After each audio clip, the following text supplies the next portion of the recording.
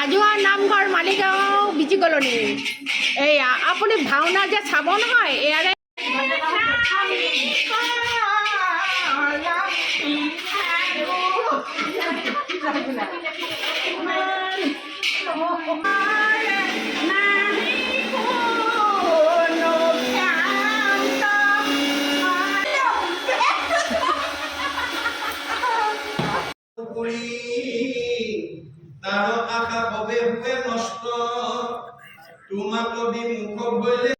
Hello' everyone, সকলোলৈ শুভকামনা জনাই মই মল্লিকাই নতুন এটা ব্লগ আপোনালোকৰ আগত আগবঢ়াইছোঁ। এয়া হ'ল মই নামঘৰলৈ আহিছোঁ। নামঘৰত আমাৰ ৰাজহুৱা নামঘৰত মালিগাঁও নামঘৰত দুদিন পিছত ভাওনা আছে আৰু ভাগৱত পাঠ পঢ়া হ'ব। সেইকাৰণে মহিলাসকল ব্যস্ত হৈ পৰিছে।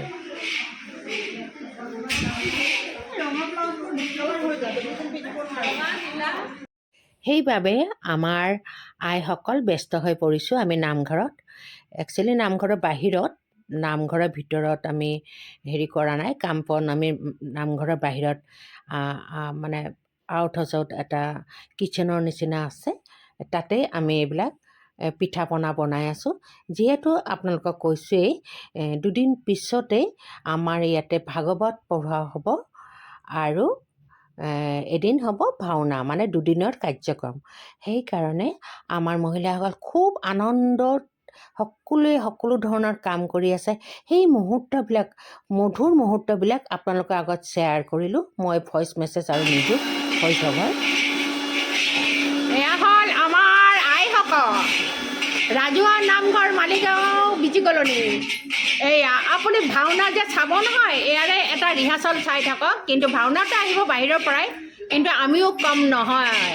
হাম কিছি সে কাম নেহি।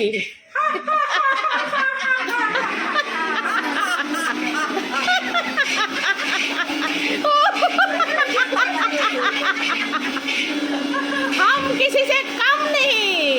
নাচিব পাৰোঁ, আমি নাচিব পাৰোঁ, গাব পাৰোঁ, নাম গাব পাৰোঁ, দিহা নাম গাব পাৰোঁ, কাম কৰিব পাৰোঁ, সভা সমিতিত জইন কৰিব পাৰোঁ। অঁ দিয়ক, কি নিমিত্তে হাল্লা কৰিছ দিয়ক।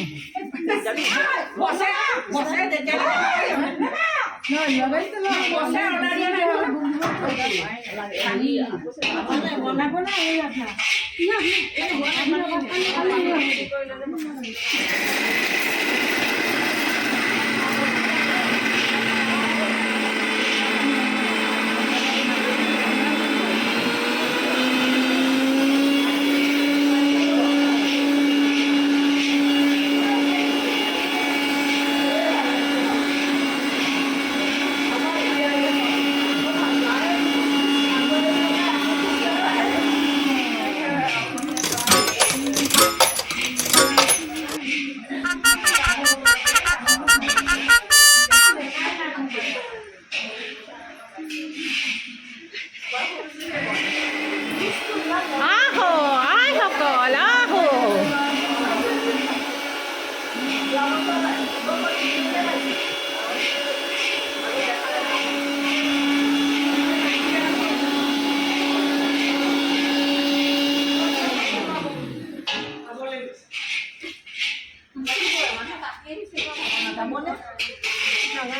যাবি সেইটো নবজালে আহি যাম আৰু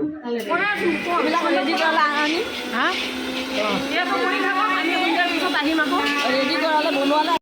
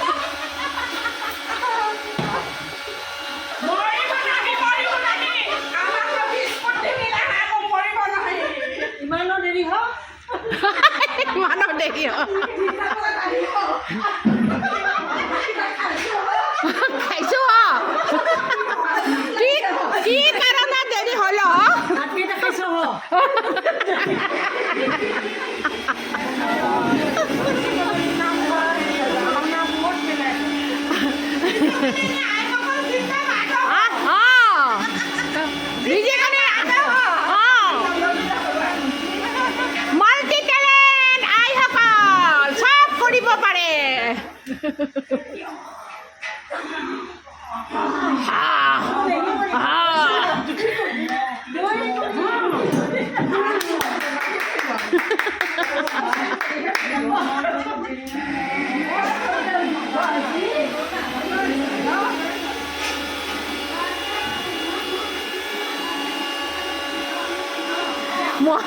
মই আহিলে আৰু তোমালোকৰ কাম চাম নহ'বই, মানে কাম কম হ'ব হোৱাতকৈ।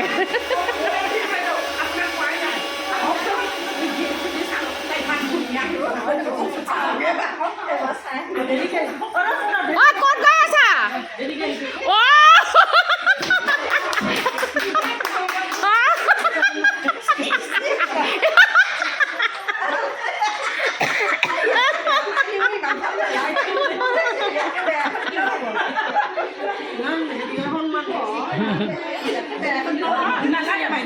আপুনি ইমান দেৰিকৈ আহিছে আমাৰ ফালৰ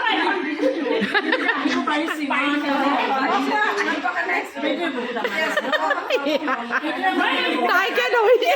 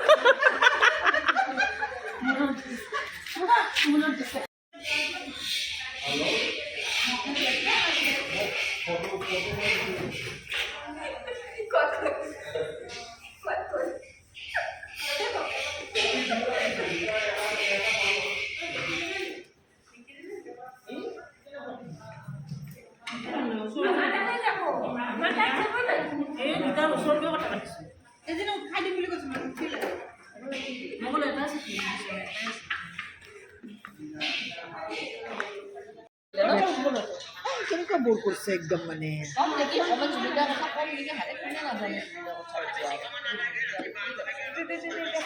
আপোনালোকৰ লাৰু কেইটা উঠাব লাগিব না মানুহ কেইটাকো উঠাব লাগিব ধুনীয়াকৈ হাঁহি দিয়ক কেমেৰাত আছে নেকি ছাৰ?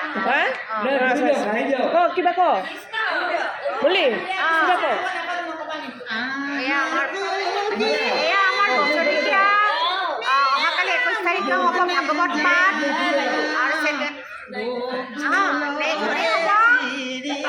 ভাওনা।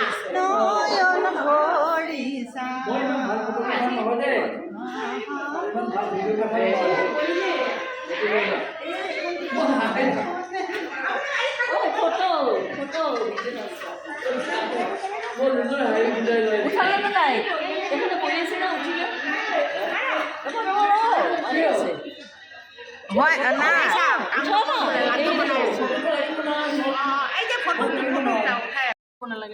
পাঞ্চলানীখিনি পেলাই দিলোঁ হ'ব ঠিক আছে মোৰ প্ৰিয় নামটো মই গাম দেই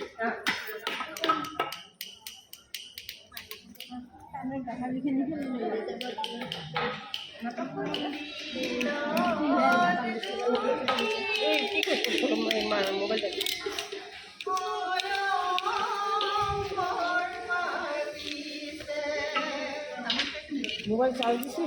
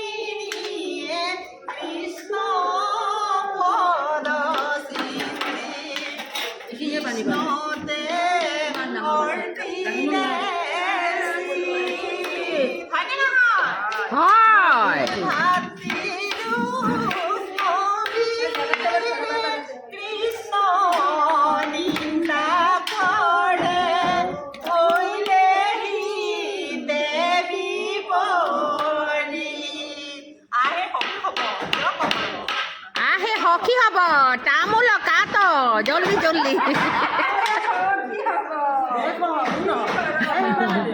আইসকল আহি সখী হ'ব ধূনা লগাই দিয়া মইহে কাম কাম চাম কৰা নাই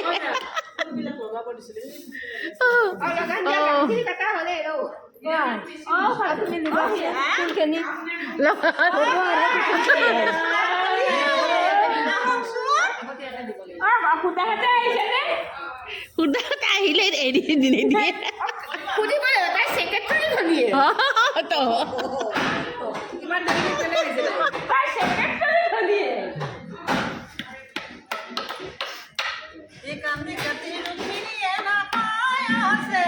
মোৰ কিমান আছে আকৌ সিফালে লগাব দিয়ে যে এইখিনি লগাই দিম ৰ